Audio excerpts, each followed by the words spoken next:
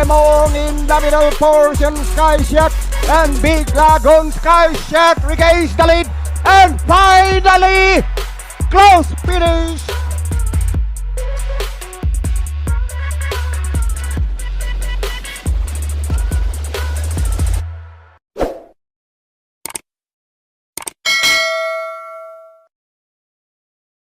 Good day bayang karerista, welcome back sa ating channel dito sa Karera sa Pinas.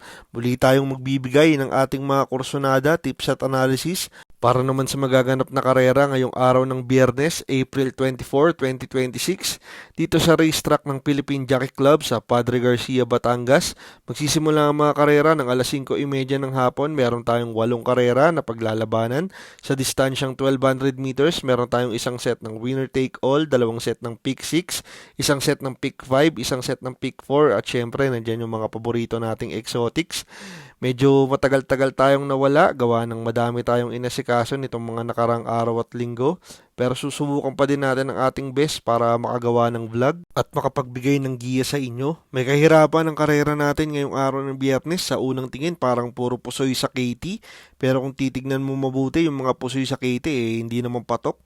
May kalaliman yung mga lineup kaya pag-aralan nyo mabuti. Tignan nyo kagabi akala natin yamado yung karera. Pero nabulaga tayo ni Clairvoyant at Heartfelt. Ngayong Biyernes, hindi malabong ganyan din ang mangyayari. Kaya lagi nyong isama yung mga kursunado nyong dihado kasi yan ang magbibigay sa inyo ng magandang dividendo. Kaya wag na tayong magpatumpik-tumpik pa. Simulan na natin magbigay ng giya bayang karerista. Race number 1, start ng ating first set ng pick 6, races 1 to 6, isang pillaracom rating based handicapping system class 4, 42 to 56 split, meron tayong 8 kalahok. Dito ang first choice ko yung numero 5 si Let Your Love Show, kagabi ni Jigar L. Paano. Last April 11 dito sa PJC, nagtalaya ng 1 minute 25.2 sa 1400 meters, kung saan pamang-anim kila counter attack at Del Campo. May best time yan sa 1200 meters na 1 minute 15.2, ito unang takbo. Si counter attack agad yung nakakalaban niya nun. Siya yung pilit umahabol nun . Considering na first run niya yun, tingin ko decent yung pinakita at baka mag-umento pa. Isa pa, humina din yung laban. Saka blade na blade to ngayon, si Kasulot. Kaya yan ang pampremera ko. Ang panigundo ko naman dito yung numero 6 na si Zubris, gagabay ni JD Calagos. Last April 11 sa kabila, nagtalaya ng 1 minute 32 sa 1400 meters, kung saan pumang 13 lang kilamang nano at veterano, pero may best time yan dito sa 1200 sa PJC na 1 minute 12.2, kung saan pumang-4 kila high maintenance at boss ako naman. Ito naman tingin ko makakapanood ng boxing kung maghahaguran sila sa unahan. Nung huling takbo nito dito sa PJC, ang lakas ng dating nito medyo malakas lang yung nalabanan. Dito tingin ko nga kung magbabakbakan sa unahan, ito ang pwedeng makaremate, baka dehado pa to. Kaya yan ang panigundo ko. Good luck bayang karerista. Race number 2, start ng ating winner take all, races 2 to 8, isang pillaracom rating based handicapping system class 4, 42 to 56 split, meron tayong 10 kalahok. First choice ko dito yung numero 8 si Ninong, gagabay ni JM Estorque. Last January 30, dito rin sa PJC, nagtalaya ng 1 minute 13.2 sa 1200 meters, kung saan nasigundo siya kay Elegant Lady. Ito yung last run nito, na-upset to ni Elegant Lady, tapos napahinga. Dito kung laban pa din to, tingin ko malaki ang tsansa nito, makatikim na ulit ng panalo. Marami akong nakikitang matulin, isusunod lang ni Tobruk to, baka makapanood ng bakbakan. Ang panigundo ko naman dito yung numero G's na si Grand Laughter, kagabay ni Joel Shego. Last April 18 sa Metro Turf, nagtalaya ng 1 minute 28 sa 1400 meters, kung saan pumang-anim kila Katanya at Tough Feeling. May best time yan dito sa PGC sa 1200 meters na 1 minute 12.6. Ito malalakas yung nalalabanan sa kabila nito, pero nung huling takbo niyan dito sa PJC, maganda yung pinakita niyan. Nasigundong dehado kay Orient Express. Ngayon maganda yung numero nasa labas, isa din to sa nakikita kong nakatanglaw lang sa mga nasa unahan. Pag naipwesto din agad to at ilaban, tingin ko malaki rin ang panalo. Kaya yan ang panigundo ko. Good luck bayang karerista. Race number 3, start ng ating second set ng pick 6, races 3 to 8, isang pillaracom rating based handicapping system class 4, 42 to 56 split, meron tayong 10 kalahok. First choice ko dito yung numero 9 si Charm Boy, gagabayan ni Pau Pau Guse. Last April 10, dito rin sa PJC, nagtala ng 1 minute 13.2 sa 1200 meters, kung saan tinalo niya si Hang Luz. Eto, kondisyon tong kabayo na to ngayon. Tingin ko pwedeng manalo pa ulit. Maganda din ang numero, nasa labas. Tingin ko may pwesto agad ni Pau Pau. Wag lang maaabala, tingin ko ito ang horse to beat dito. Ang panigundo ko naman dito yung numero 3 na si Don Pedro, gagabayan ni Raymark Simasio. Last April 11, dito rin sa PJC, nagtala ng 1 minute 27.6 sa 1400 meters, kung saan natersera kila Amarant at Lady Secret. May best time yan sa 1200 meters na 1 minute 14. Ito ang nakikita kong magdadala ng unahan dito. Nung nakaraan, sa rekta na lang inaabot to eh. Kung walang bubulabog dito at baka solo ere, tingin ko pwedeng makatapos to. Isa pa, magaan yung timbang pag na-erit na maganda to nung bata. Tingin ko ito ang pwede magpadihado ngayong Biyernes. Kaya yan ang panigundo ko. Good luck bayang karerista. Race number 4, start ng ating pick 5, races 4 to 8, isang pillar rating based handicapping system class 5, 17 to 41 split, meron tayong 7 kalahok. First choice ko dito yung numero 6 na si Wireframe, gagabayan ni Apoy Asuncion. Last April 10, dito rin sa PJC, nagtalayan ng 1 minute 15 sa 1200 meters, kung saan pumang-anim kila Regal at My Dad Bogart.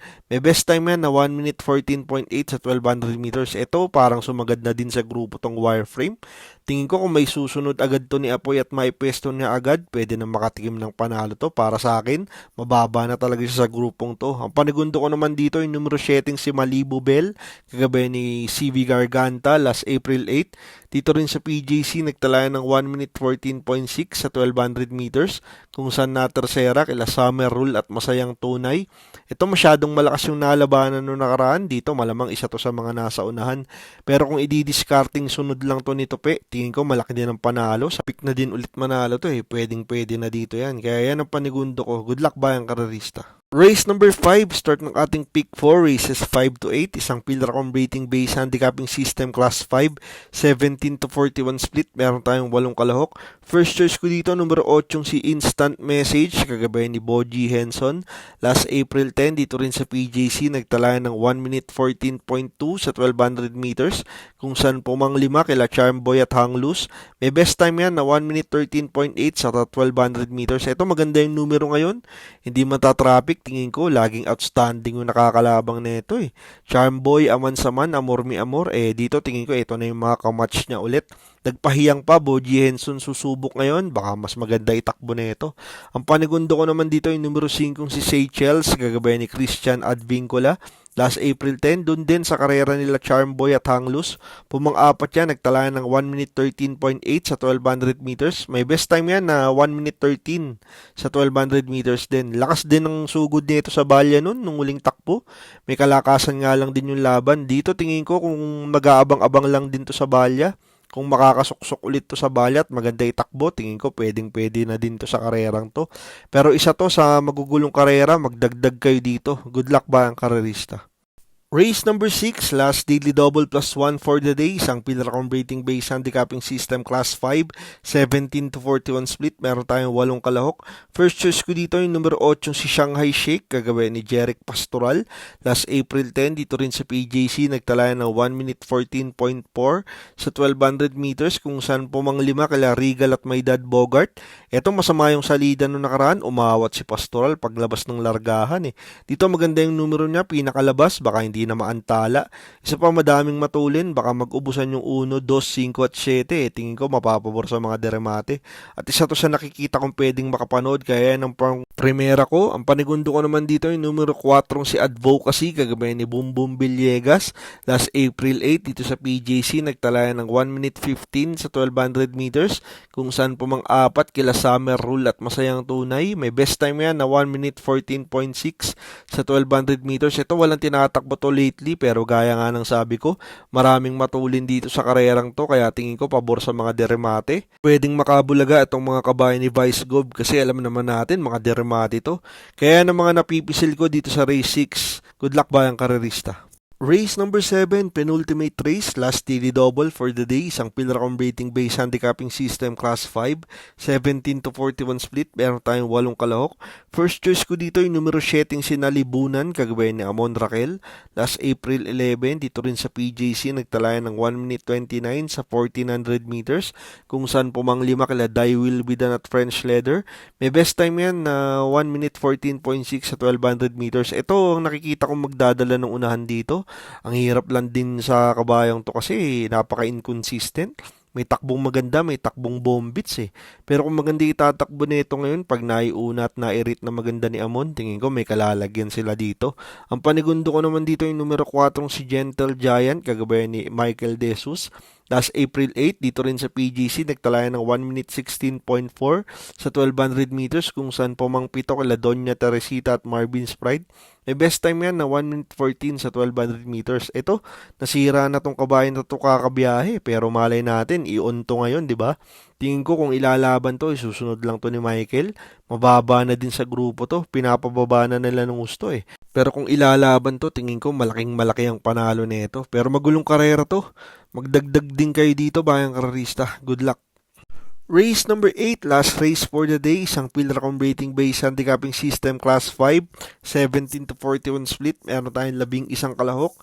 Dito ang first choice ko, yung dehadong numero 6 na si Moderna, kagabay ni Boji Henson. Last April 10, dito rin sa PJC, nagtalayan ng 1 minute 15 sa 1200 meters. Kung saan na terserang dikit siya kila Heroes Del 96 at Fast Sailing. Ito, nagagalingan ako sa tinakbo nito nung nakaraan. Maganda yung pagkakabigay kay Boji.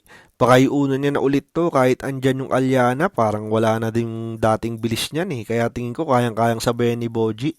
Wag lang mapapahirapan ng gusto, tingin ko pwede mag-komento to ngayon. Yan ang pang primera ko, Deado, numero 6. Ang panigundo ko naman dito yung numero 8 si Golden Aria, kagabay ni Amon Raquel. Last April 19 sa kabila, sa Metro Turf, nagtalayan ng 1 minute 32.4 sa 1400 meters. Pero may best time yan dito sa PJC sa 1200 meters na 1 minute 14.8. Eto, balik na siya sa grupong to. Saka pansin ko, mas maganda manakbo to dito sa PJC kaysa sa kabila. Ito naman tingin ko pwedeng makaremate kung magkakaroon ng hagaran sa unahan. Panay pababa na din tong kabayan na to. Kung ilalaban na nila ngayon to, tingin ko pwede na ulit manalo. Baka makaback to back si Amon at Boss Donnie. Pero last race to, paratingan. Lagi naman natin yan sinasabi. Mas maganda, mas marami kayo dito sa paratingan. Sama niyo yung mga kursonada nyong dehado para malaki na ang chances of winning nyo pagdating dito sa last race. Good luck, bayang karerista. At yan ang ating mga kursonada, tips at analysis para naman sa magaganap na karera ngayong araw ng Biyernes, April 24, 2026. Dito pa din sa karera ng Philippine Jockey Club sa Padre Garcia, Batangas. Lagi nating paalala, ito'y sariling aral at kursonada lamang. Pagdating sa tayaan, kayo pa din ang masusunod. Maraming salamat sa inyong patuloy na pagsuporta dito sa karera sa Pinas. Makatulong sana ang ating mga giya at kursonada. Magsitama sana kayong lahat. Happy racing at good luck, bayang karerista.